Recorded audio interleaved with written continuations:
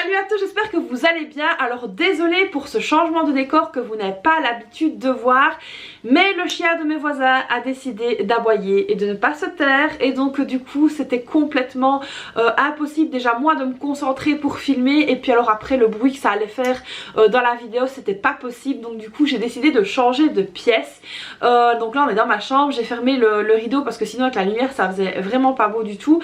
Donc là j'espère, je croise les doigts pour que la luminosité soit bonne et que le rendu ne soit pas trop mauvais, mais au moins vous entendrez correctement ce que je vais dire sans être saccadé par des aboiements.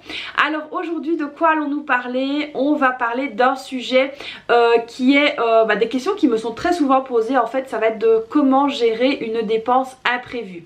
Alors récemment sur mon groupe Facebook j'ai lancé un petit sondage pour savoir justement quels étaient les problèmes rencontrés par rapport à la gestion de budget, les problèmes les plus fréquents, et après le budget course ça a été justement de gérer les imprévus.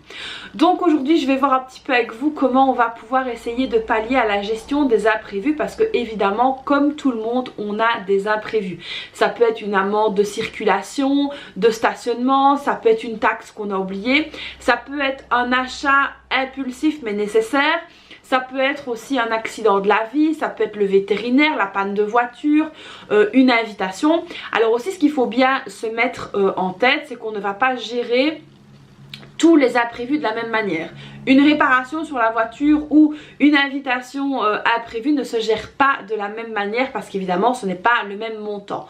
Donc ici il n'y a pas de science exacte pour gérer les imprévus, mais il faut donc s'adapter suivant la dépense qui arrive, donc voir un petit peu quelles sont les meilleures options.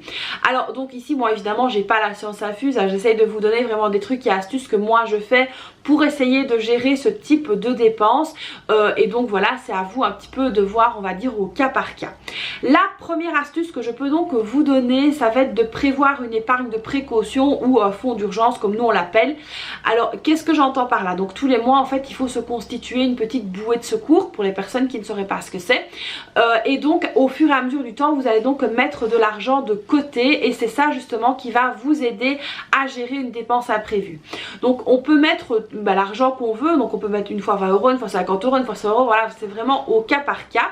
Et donc ici pour vous donner une petite idée, moi mon fonds de secours j'essaye de le monter à 1000 €, j'en suis encore très loin, mais dans les dernières années c'est ce que j'avais fait, je le montais à 1000 € et c'était parfait. Pour moi ça correspondait donc à plus ou moins deux électroménagers qui tombaient donc en rade, et je trouve que 1000 € c'est déjà très bien.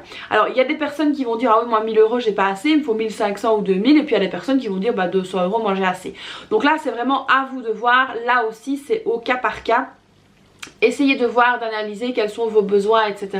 Quelles pourraient éventuellement être les dépenses imprévues, on ne sait jamais.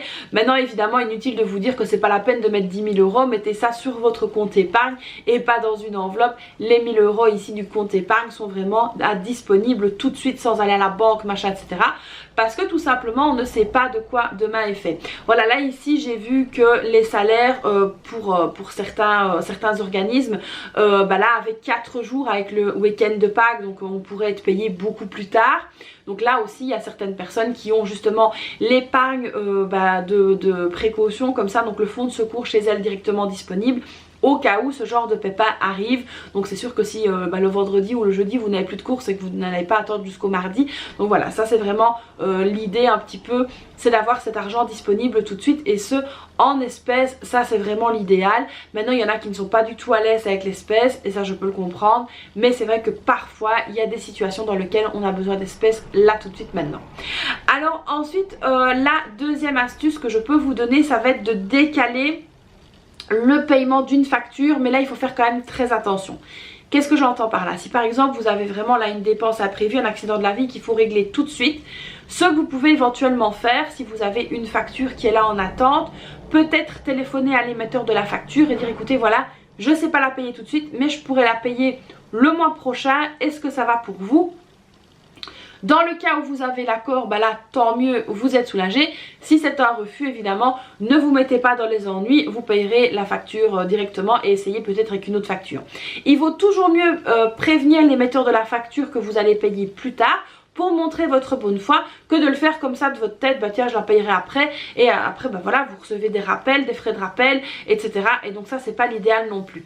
Maintenant je sais qu'il y a des cas où là bah, vous allez vraiment devoir décaler d'un seul coup, vous n'aurez peut-être pas le temps d'appeler, etc. Mais il vaut toujours mieux prévenir que guérir, ça croyez-moi, j'en ai déjà fait la mauvaise expérience. Ensuite la troisième chose, et ça vous le savez, ça va être de suivre votre budget de manière très assidue. Alors ça c'est vraiment aussi une astuce qui va vous permettre un petit peu de voir quelles sont vos lacunes, où est parti l'argent, où l'argent ne devait pas partir. Et ça c'est vraiment aussi très très important d'avoir une vue globale sur votre budget pour savoir si vous pouvez vous permettre de payer directement cet imprévu, ou si vous devez tout simplement patienter un petit peu. Il y a aussi parfois des imprévus qu'on peut peut-être un petit peu décaler d'un jour ou deux, et puis il y a des imprévus qu'on ne peut pas, ça j'en suis tout à fait consciente. Mais vraiment suivre votre budget, ça c'est pour moi l'astuce numéro 1 qu'il ne faut jamais négliger.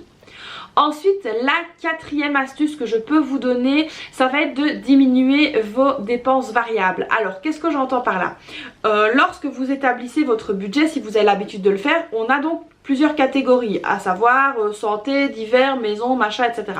Si à un moment donné, vous devez payer quelque chose là, maintenant, tout de suite, n'hésitez pas à tout simplement peut-être pour ce mois-là supprimer le divers, supprimer la beauté, diminuer votre budget course. Ça va vous ramener en fait des petits sous comme ça de gauche et de droite, et vous allez donc pouvoir faire face à cette dépense.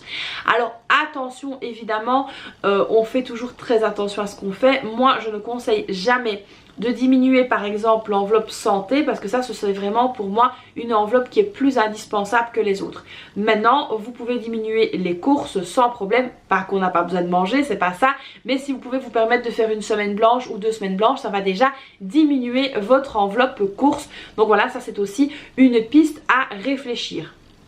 Donc si on a une dépense imprévue, un coiffeur, des ongles ou que sais-je ne sont pas vraiment nécessaires à la vie, alors que parfois il y a des accidents de la vie où là on ne sait pas faire autrement. Ça vos ongles et vos cheveux vous irez le faire le mois d'après, c'est pas grave, mais prenez l'argent si vous en avez besoin. Alors évidemment on ne va pas enlever du budget course pour aller s'acheter le tout nouveau pull à la mode. Ça c'est pas du tout un imprévu, mais il faut vraiment essayer de garder la notion d'imprévu et la notion d'urgence. Ça c'est vraiment aussi quelque chose d'hyper important. Si par exemple vous avez des invités qui débarquent à la maison, là vous savez que vous allez peut-être faire votre soirée, mais que la semaine d'après on mangera des pâtes blanches parce qu'on a eu des invités. Donc voilà, ça pour les invitations on peut donc aussi le faire. Alors la cinquième et dernière astuce, mais je dis bien attention, attention, attention, apprendre avec des pincettes. Si vous avez une grosse dépense, je pense par exemple à une réparation d'un véhicule ou à des frais vétérinaires par exemple, vous pouvez éventuellement demander le paiement fractionné. Alors moi je sais que personnellement chez mon vétérinaire, quand c'est une grosse dépense et que voilà c'est une urgence, etc., le veto propose de faire des paiements en plusieurs fois. Donc ça peut être pas mal aussi. Donc il prend un arrangement, etc., directement avec les personnes. C'est arrivé à quelqu'un qui va chez le même veto que moi, donc je sais qu'il le fait. Et vous pouvez donc payer en plusieurs fois. Mais attention à bien respecter vos engagements. Et je vais même aller plus loin, être bien conscient de votre budget pour être sûr que ça rentre dans le budget. Ça c'est vraiment hyper important, parce que parfois on va se dire ah tiens ok ça va, je paierai 50 € par mois, et puis en fait vous n'avez pas la possibilité de le faire. Donc toujours bien vérifier que vous êtes en mesure de suivre l'accord que vous avez pris. Donc ça c'est très très important. Alors il y en a aussi qui vous diront tiens c'est vrai que s'il y a une grosse dépense tu peux faire un prêt. Alors là aussi je dis attention, attention, vous savez que moi les crédits etc je n'aime pas ça du tout. Le découvert je n'aime pas ça du tout, j'ai eu de très très mauvaises expériences avec tout ça. C'est donc pour ça que je ne le recommande pas. Mais parfois il est même quasiment obligatoire dans certains cas de passer par la case crédit. Et si vous passez par la case crédit, vérifiez bien ce que vous signez et que vous êtes en mesure de respecter l'engagement et surtout de voir votre capacité de remboursement. Si quand vous avez tout payé sur le mois, il vous reste 50 €, n'allez pas signer un crédit où vous allez devoir rembourser 200 € par mois, c'est pas la peine, vous n'y arriverez pas. Donc il faut vraiment être bien conscient avant de faire un crédit que vous allez devoir rembourser déjà, voir aussi le taux parce que parfois vous allez peut-être emprunter, moi je sais pas 10 000 € et vous retrouvez à payer 15 000, donc c'est pas intéressant. Il faut vraiment essayer de mettre tout dans la balance, donc à savoir le taux, la capacité de remboursement, le délai aussi, parce que si c'est un imprévu que vous en avez besoin tout de suite, il faut voir le délai. Alors il y a des banques qui vont vous dire oui, moi je vous donne la réponse en 24 heures, mais le taux est 3 fois plus élevé que celui qui met une semaine à vous donner la réponse. Donc voilà, essayez vraiment de mettre tout ça dans la balance et de voir un petit peu quel est le plus intéressant de votre situation. N'oubliez jamais aussi qu'il ne faut pas se précipiter, même si une dépense est imprévue, il y a certains cas où on peut quand même réfléchir, où on peut quand même se poser avant de prendre des décisions. Et ça c'est vrai que parfois quand on a une dépense imprévue, on a tendance à vouloir aller trop vite, à s'en débarrasser, un peu comme la patate chaude qu'on reçoit dans les mains et qu'on a envie de refiler au voisin. Mais il faut quand même bien prendre conscience de ce que vous faites. C'est hyper important d'avoir les idées claires et d'être lucide. Alors honnêtement, pour ne rien vous cacher, moi mon tableau de budget est ouvert sur mon PC, mon PC est allumé tout le temps, donc je vois tout le temps ce tableau de budget et c'est vrai que grâce au fait que je peux vérifier tout le temps mon budget et avoir une vue continuelle dessus, je sais ou non ce que je suis capable de faire ou pas. Et donc ça c'est vraiment très important de garder ça en mémoire. Alors il y a aussi une petite chose sur laquelle je voulais rebondir parce que j'ai vu dans les commentaires sur des publications pourquoi ne pas faire une enveloppe imprévue.